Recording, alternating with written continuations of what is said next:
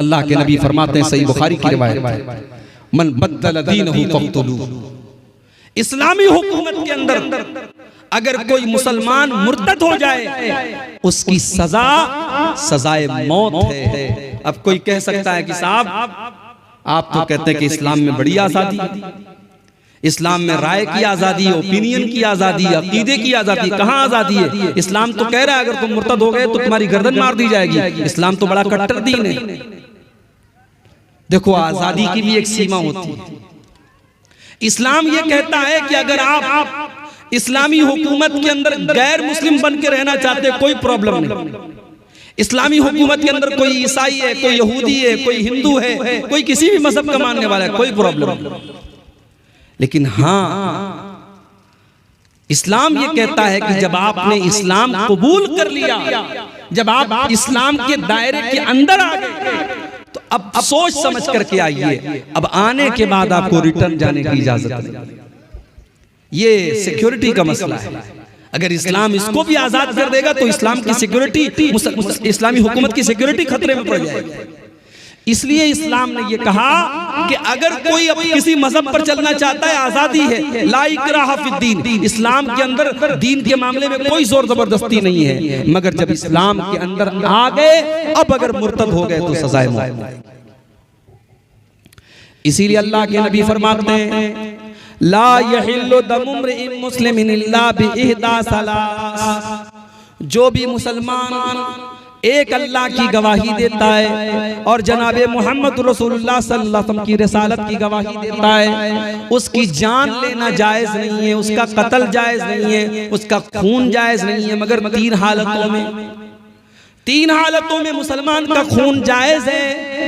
आपने फरमाया अस्सय्यिबुज़्ज़ानी, शादीशुदा मर्द या शादीशुदा औरत अगर ज़िना कर ले, शादीशुदा अगर ज़िना कर ले तो इस्लाम के अंदर सजाए मौत। दूसरी चीज आपने फरमाया वन्नफ्सु बिन्नफ्स, जान के बदले जान। अगर किसी ने किसी को कत्ल किया है तो बदले में क़िसास में उसको भी कत्ल किया जाएगा। तीसरी चीज वत्तारिकु लिदीनिही अल-मुफारिकु लिल-जमा। इस्लाम के अंदर आने के बाद मुसलमान अगर मुर्तद हो जाए, दीन को छोड़ दे, इस्लाम को छोड़ दे, इस्लामी हुकूमत के अंदर उसकी सजा सजाए मौत है।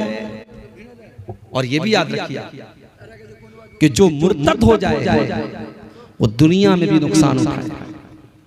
बीवी अगर मुर्तद हो गई, शौहर के साथ रिश्ता खत्म।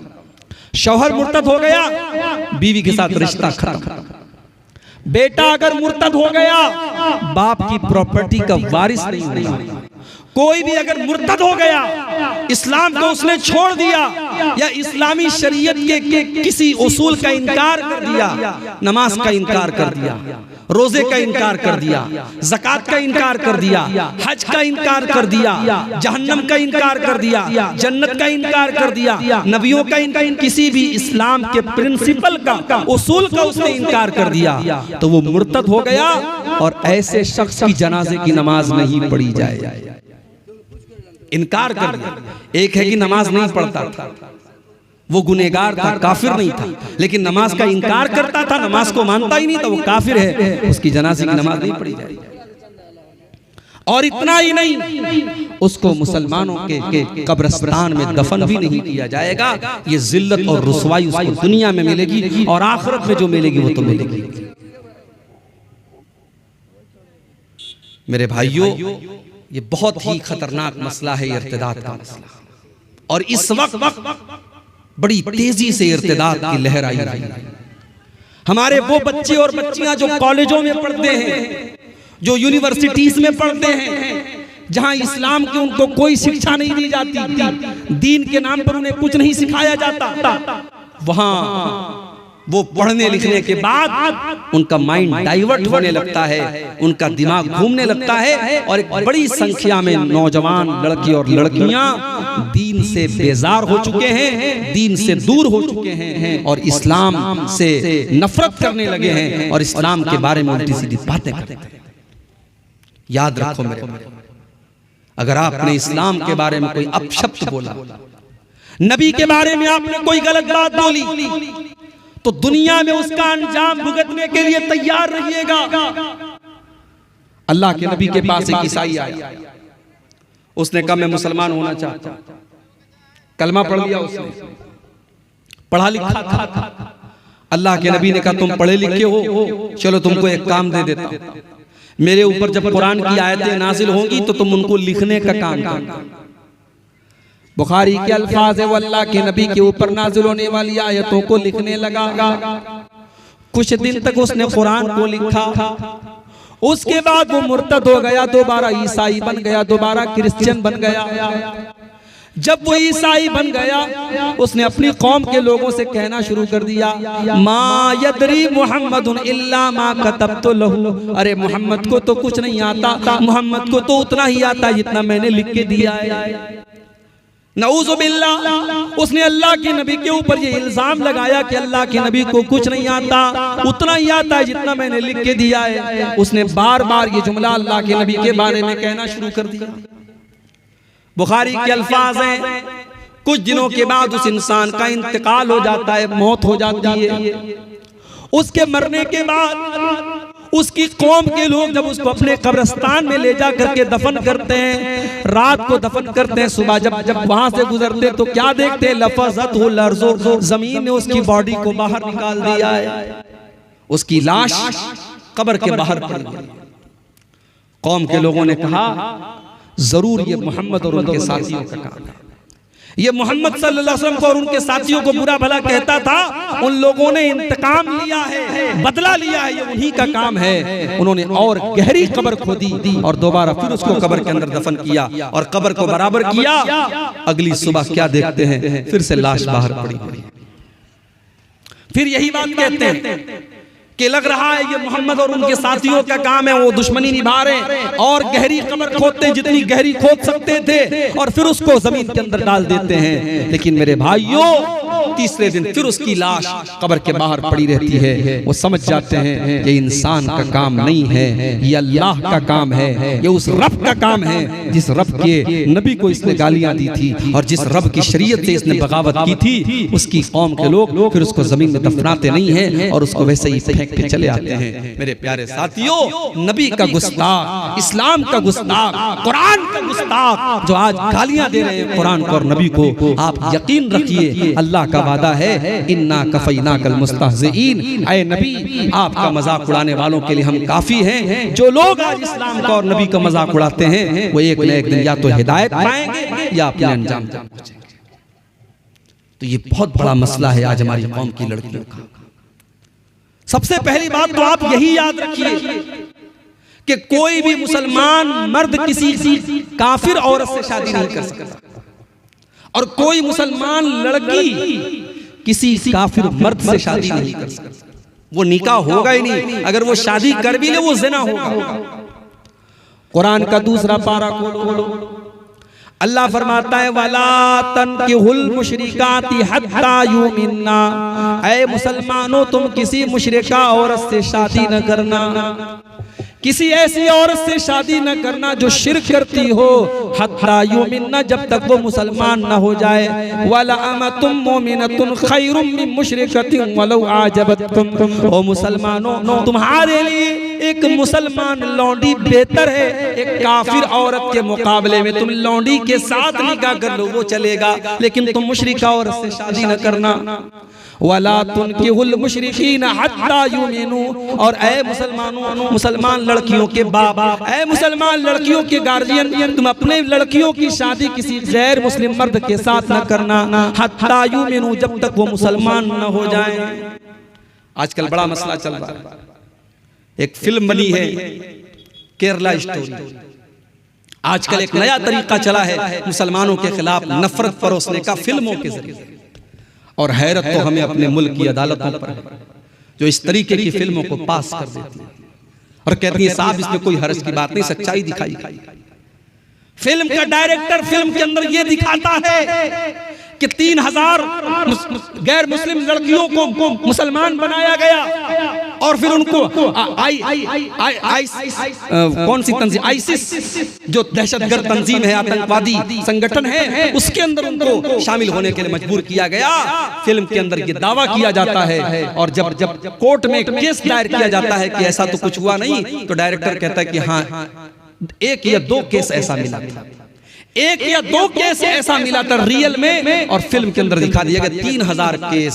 और फिल्म का नतीजा ये निकल रहा है कि फिल्म देख करके जो लोग निकल रहे हैं, लड़की और लड़कियां, वो निकल करके पानी पी पी करके मुसलमानों को गालियां दे रहे हैं, मुसलमान लड़कियों को गालियां दे रहे हैं, मुसलमान औरतों मर्दों को गालियां दे रहे हैं। ये इस मुल्क में धीरे धीरे अब ये माहौल पैदा हो रहा है। फिल्मों के जरिए नफरत को परोसो, फिल्मों के जरिए डाइवर्ट करो, लोगों को डिवाइड करो, लोगों के दिलों में एक दूसरे के खिलाफ नफरत के बीज बो दो। आज ये तरीका भी चल चुका है मेरे भाइयों। लव जिहाद, एक बड़ा नारा दिया गया कि साहब लव जिहाद हो रहा है। माफ कीजिए, जिहाद को लोगों ने गाली बना दिया है, वरना इस्लाम के अंदर कोई लव जिहाद नहीं। ये इस्लाम का कॉन्सेप्ट ही नहीं है कि आप किसी लड़की से शादी कीजिए, मोहब्बत कीजिए और उसके बाद उसे आप इस्लाम की तरफ लेके आइए। अगर कोई ऐसा करता भी है, इस्लाम इसको प्रोत्साहित नहीं करता, इस्लाम इसको प्रमोट नहीं करता। इस्लाम का बड़ा सीधा सा उसूल है कि किसी भी मजहब को लालच के तौर पर या जबरदस्ती कबूल नहीं किया जा सकता, क्योंकि मजहब का ताल्लुक दिल से है। लालच से आप किसी का जिस्म खरीद सकते हैं या डरा करके आप किसी के शरीर को गुलाम बना सकते हैं, दिल को गुलाम नहीं बना सकते। दिल के ऊपर तो जब तक इंसान सोच समझ करके कोई फैसला न करे, तब तक दिल को नहीं जीता जा सकता है। इस्लाम जोर जबरदस्ती से फैला ही नहीं है मेरे भाई। अल्लाह के नबी का एक बहुत कट्टर दुश्मन जिसका नाम सोमामा बिन उसाल था, यमामा का गवर्नर था, बहुत बड़ा आदमी था, इस्लाम का बहुत बड़ा दुश्मन था। अरेस्ट होकर के, गिरफ्तार होकर के अल्लाह के नबी के पास आता है। मस्जिद नबी के खंबे में सतून में बांध दिया जाता है। उसको दोनों टाइम खाना भी दिया जा रहा है, कोई टॉर्चर भी नहीं किया जा रहा है, कोई सजा भी नहीं दी जा रही है। अल्लाह के नबी का गुजर उसके पास से होता है। अल्लाह के नबी पूछते, माँ इन्नका या सोमामा, सोमामा तेरा क्या हाल है? सोमामा कहता, इंदी खैर, मेरा हाल अच्छा है। ऐ मोहम्मद मेरा हाल अच्छा है। इन तक्तुल ज़ादमिन व इन तुनइम अला शाकिरिन। ऐ मोहम्मद अगर आप मुझे कत्ल करवा देंगे, मैं आपका कट्टर दुश्मन हूँ और दुश्मनों को तो कत्ल करवा ही दिया जाता है, और अगर आप मुझे छोड़ देंगे तो मैं आपका एहसान मानूंगा, मैं आपका शुक्रगुजार बन जाऊंगा। आपके सामने दोनों ऑप्शन है। प्यारे नबी ने कोई जवाब नहीं दिया, चले गए। फिर तीनों टाइम खाना दिया जा रहा है, कोई टॉर्चर नहीं, कोई तकलीफ नहीं, कोई सताने वाला अमल नहीं। फिर एक मर्तबा अल्लाह के नबी का गुजर होता है। फिर वही सवाल करते, माँ इंदका या सोमामा, सोमामा क्या हाल है? सोमामा का वही जवाब, हाल तो अच्छा है, छोड़ देंगे आपका एहसान मानूंगा, कत्ल कर देंगे तो आपका दुश्मन हूँ, कत्ल करने के लायक। 3 दिन तक लगातार ऐसा होता है, तीनों दिन सेम सवाल सेम जवाब, और अल्लाह के नबी मुस्कुरा के आगे बढ़ जाते हैं। तीसरे दिन जब अल्लाह के नबी आते हैं और सोमामा यही जवाब देता है, आप अपने सहाबा से कहते हैं, अतलिकू सोमामा, सोमामा को आजाद कर दो, छोड़ दो। सोमामा के हाथ और पैर की रस्सियों को खोल दिया गया। सोमामा कहता है, जब मुझे आजाद किया गया, मैं सामने की तरफ जा रहा हूं, लेकिन दिल मेरा पीछे मोहम्मद रसूलुल्लाह की तरफ जा रहा है। मैं वहां से निकलता हूं और मस्जिद नबी के बगल में एक बाग में जाकर के कुएं से पानी निकाल करके गुस्ल करता हूं, और गुस्ल करने के बाद जनाब मोहम्मद रसूलुल्लाह के पास आता हूं और कहता हूं, अशहदु अल्ला इलाहा इल्लल्लाह व अशहदु अन्ना मुहम्मदर रसूलुल्लाह। ऐ अल्लाह के नबी, आज मैं आपके दीन को कबूल करता हूं, आज मैं इस्लाम की छत्र छाया में आता हूं, आज मैं इस्लाम का कलमा पढ़ता हूं, आज मैं इस्लाम को कबूल करता हूं।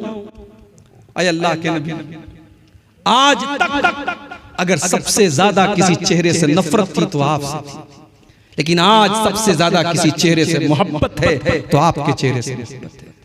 आज तक सबसे ज्यादा अगर किसी मजहब से नफरत थी तो इस्लाम से नफरत थी, और आज अगर सबसे ज्यादा कोई दीन प्यारा है तो इस्लाम प्यारा है। और आज तक सबसे ज्यादा नफरत किसी शहर से थी तो आपके शहर मदीना से थी, और आज के बाद सबसे ज्यादा मोहब्बत अगर किसी शहर से करता हूं तो ऐ नबी आपके शहर से करता हूं। मेरे भाइयों, ये नबी ने किस चीज के जरिए सुमामा को अपना असीर बनाया? नबी अकरम सल्लल्लाहु अलैहि वसल्लम ने अपने अखलाक के जरिए, अपनी मोहब्बत के जरिए, अपनी मीठी जुबान के जरिए सुमामा इब्न उसाल के दिल को जीता है। तो लब जिहाद नाम का इस्लाम में कोई कॉन्सेप्ट ही नहीं। हाँ, इसका उलट हो रहा है। इसका उलट क्या हो रहा है? मुसलमान लड़कियों को फेक आईडी बनाकर, फेसबुक के ऊपर, मैसेंजर के ऊपर फेक आईडी बना करके पहले उससे राह और रस्म बढ़ाई जाती है। पहले उसके मैसेंजर में सलाम करके पूछा जाता है, बहन मैं इस्लाम के बारे में कुछ जानना चाहता हूं, क्या आप मेरी हेल्प करेंगी? ये बेचारी लड़की जिसने इस्लाम के बारे में कुछ पढ़ा भी नहीं, कुछ जाना भी नहीं, इसको लगा कि ये गैर मुस्लिम मुझसे इस्लाम के बारे में पूछ रहा है, ये फटाफट इस्लाम की तबलीग करने लगती है, उसको इस्लाम के बारे में बताने लगती है, ये बहुत बड़ी मुबल्लिगा बन जाती है। फिर उसके बाद धीरे धीरे बात आगे बढ़ती है। फिर सामने वाला कहता है, आप बड़ी अच्छी बातें करती हैं, क्या आपका व्हाट्सएप नंबर मिल सकता है, आपका मोबाइल नंबर मिल सकता है? फिर धीरे धीरे वो व्हाट्सएप नंबर लेता है, फिर तस्वीर मांगता है, फिर कॉल पर बातें करता है, फिर कभी चेहरे की तारीफ करता है, फिर कभी आवाज की तारीफ करता है, फिर धीरे धीरे मिलने पर उकसाता है। जब मिलता है तो फिर बदकारी और ज़नाकारी पर उकसाता है, और जब एक बार ज़नाकारी और बदकारी कर लेता है, उसका वीडियो बनाता है, उसको ब्लैकमेल करता है, और उस लड़की को जब तक पूरी तरीके से अपने जाल में न फंसा ले और उसकी इज्जत को खराब न कर दे, उसको मुर्तद न बना दे, तब तक उसको नहीं छोड़ता। आप यकीन करेंगे मेरे भाई, ऐसे भी केस आए, लड़की मुसलमान थी, इस तरीके से किसी के जाल में फंस गई, उसने उसको होटल पे बुलाया, जिनाकारी और बदकारी के लिए उसके साथ तैयार हुआ और उसका वीडियो बनाया, और जिनाकारी के दौरान उस लड़की की जुबान से उसने अल्लाह को गालियां दिलवाई हैं, रसूल को गालियां दिलवाई हैं, कुरान को गालियां दिलवाई हैं। ऐसे भी वीडियोस आए हैं और ऐसे भी केस आए हैं मेरे प्यारे साथियों। ये हालात हैं हमारी कौम के। सवाल ये है, इसको हम कंट्रोल कैसे करें? इसका रीजन क्या है? क्यों ऐसे हालात पैदा हो रहे हैं? तो सबसे पहली चीज जो मुझे समझ में आती है, इश्क का जो भूत है, पहले इसको उतारना पड़ेगा। मैं अपनी बहनों से कहना चाहूंगा, इस्लाम में इश्क नाम की कोई चीज नहीं। जिसको तुम इश्क समझती हो, मोहब्बत समझती हो, वो हवस है, वो अट्रैक्शन है और कुछ नहीं। इस्लाम के अंदर मोहब्बत सिर्फ एक होती है जो निकाह के जरिए वजूद में आती है, जो बीवी शौहर से करती है, शौहर बीवी से करता है, जो हलाल मोहब्बत है, जो जायज मोहब्बत है, जिस मोहब्बत में कोई रुकावट नहीं है, जिस मोहब्बत में कोई एतराज नहीं है, जिस मोहब्बत के ऊपर कोई ऑब्जेक्शन नहीं है, ये वो मोहब्बत है जो अल्लाह ताला मियां बीवी के दिल में डालता है। अल्लाह ने कुरान में क्या फरमाया? वमिन आयातिही अन खलक लकुम मिन अनफुसिकुम अज़वाजन लितस्कुनु इलैहा व जअल बैनकुम मवद्दतन व रहमा। मेरे बंदो, अल्लाह ताला की बहुत बड़ी निशानी ये भी है कि उसने तुम्हारे लिए तुम्हारी बीवियों को बनाया जिनसे तुम्हें सुकून हासिल होता है, और अल्लाह ताला ने मियाँ बीवी, शौहर और बीवी के दिल में एक दूसरे की मोहब्बत पैदा कर दी और रहमत पैदा कर दी।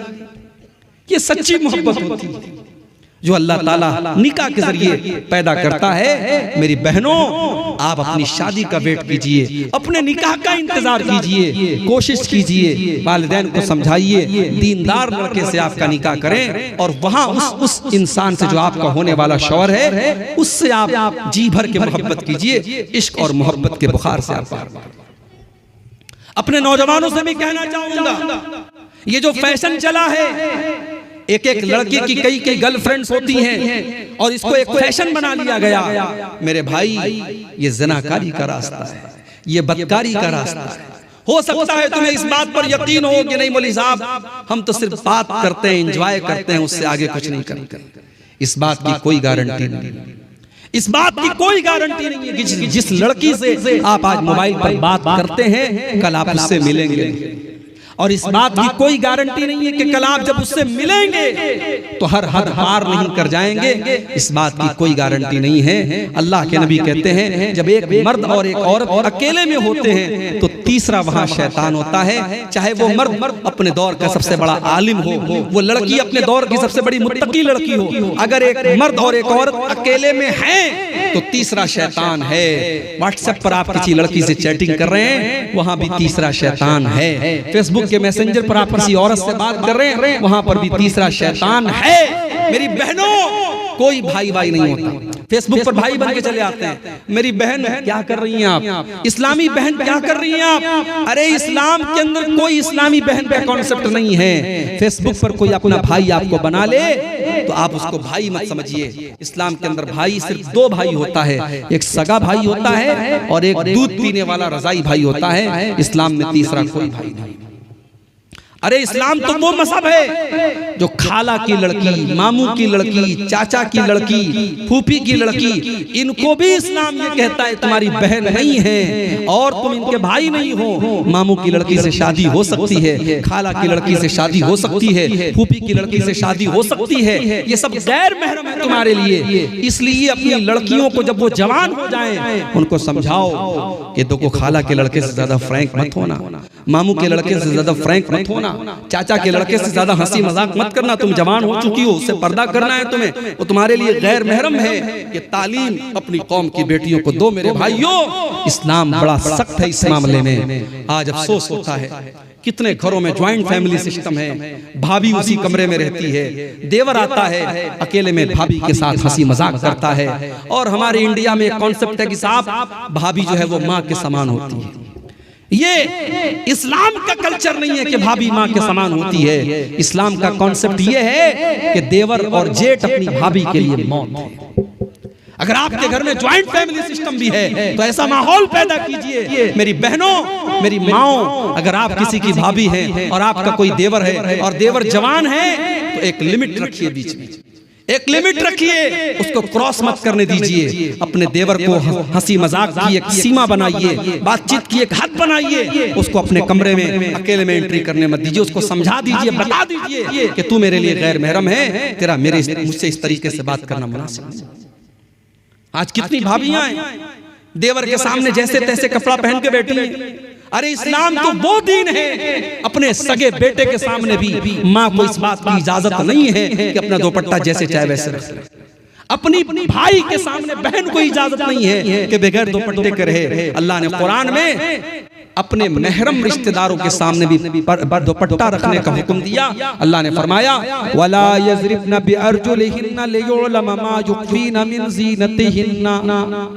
ऐ मुसलमान औरतों, वल यज़रिबना बिखुमुरिहिन्ना ला जुयूबिहिन्ना। अपने बेटे के सामने, अपने बाप के सामने, अपने ससुर के सामने, अपने भाई के सामने, अपने भांजे के सामने, अपने भतीजे के सामने भी अपना दुपट्टा हमेशा अपने सीने पर रखा करो। तुम्हारा दुपट्टा तुम्हारे गरेबान पर होना चाहिए। ये न हो कि जहां तहां तुम अपना दुपट्टा रख लो। इस्लाम ने, कुरान ने दुपट्टा रखने का तरीका भी कुरान के अंदर बताया है। ओ मेरी प्यारी माओ बहनों, कितनी औरतें शौहर से कभी ढंग से बात नहीं करती हैं, लेकिन वही जब मोबाइल पर रिचार्ज करवाने दुकान पे जाती है बड़े प्यार से बात करती हैं। मार्केट में सामान लेने जाती है दुकानदार से बड़े प्यार से बात करती हैं। शौहर से हमेशा बदतमीजी से बात की, शौहर को कभी मोहब्बत से प्यार से मुखातब नहीं किया और बाहर वालों को बड़े प्यार से बातें किया करती हैं। ओ मेरी प्यारी माँ बहनों, एक गैर महरम मर्द से एक मुसलमान औरत को अगर बात करना पड़ जाए तो कुरान में उसका भी तरीका बताया गया।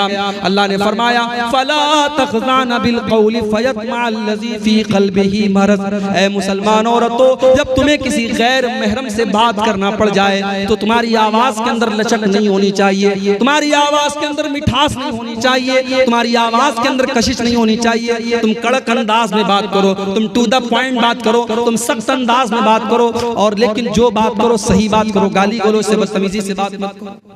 यह है इस्लाम।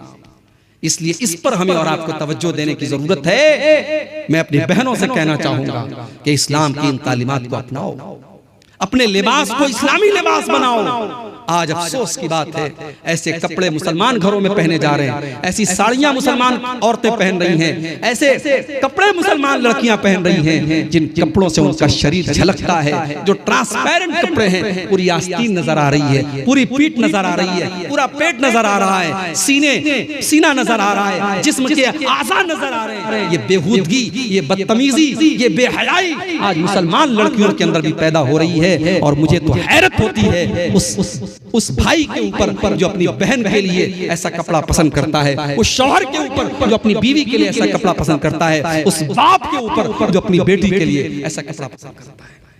अगर आपकी बेटी 7 साल की हो गई, 10 साल की हो गई, उसको छोटे छोटे कपड़े पहनाना बंद कर दो, उसके दिमाग में डालो कि वो मुसलमान लड़की है, उसको पूरा ड्रेस पहनाओ, जब वो घर से निकले तो पूरे कपड़े में निकले, ताकि जब वो 18 साल की हो जाए, 20 साल की हो जाए, तब उसको ये समझ में आ जाए कि मुझे क्या पहनना है। उसकी ट्रेनिंग मेरे प्यारे भाइयों 8 और 10 साल की उम्र से आपको करना है। अगर आपने 8-10 साल की उम्र में उसको छोटे छोटे कपड़े पहनाए तो 18 साल के होने के बाद भी वो छोटे कपड़े ही पहने।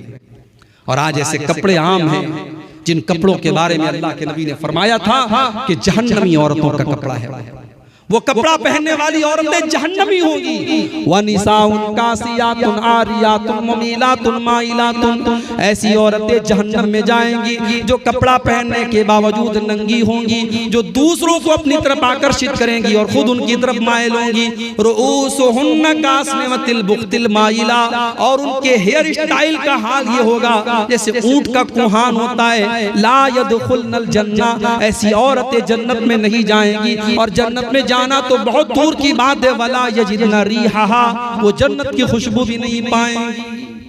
इसलिए मुसलमान औरत का लिबास सही होना चाहिए। ठीक है, आपके बंगाल में और बिहार में साड़ियां पहनी जाती हैं, साड़ी भी अगर आप अच्छे तरीके से पहने तो पूरे जिस्म को ढकने वाली साड़ी भी होती है, लेकिन घर के बाहर जब निकले तो सिर्फ साड़ी में न निकले, मुकम्मल सर से पैर तक पर्दे में निकले। और घर के अंदर भी अगर है तो ऐसा कपड़ा पहने जिससे पूरा शरीर उसका ढका हो। ऐसा कपड़ा पहनने की इजाजत नहीं है जिससे उसका शरीर नजर आए, अपने बाप के ही सामने क्यों ना हो, अपने भाई के सामने ही क्यों। तो ये पहली चीज इश्क और प्यार का चक्कर।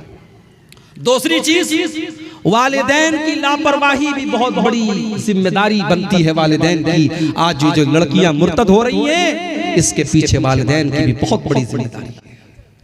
आपने अपनी बच्चियों को पढ़ाया लिखाया, लेकिन आपने अपनी बेटियों को कभी ये नहीं बताया कि अल्लाह का मकाम क्या है, रसूल का मकाम क्या है, इस्लाम क्या है, ईमान क्या है। कभी आपने अपनी बेटी को ये नहीं बताया।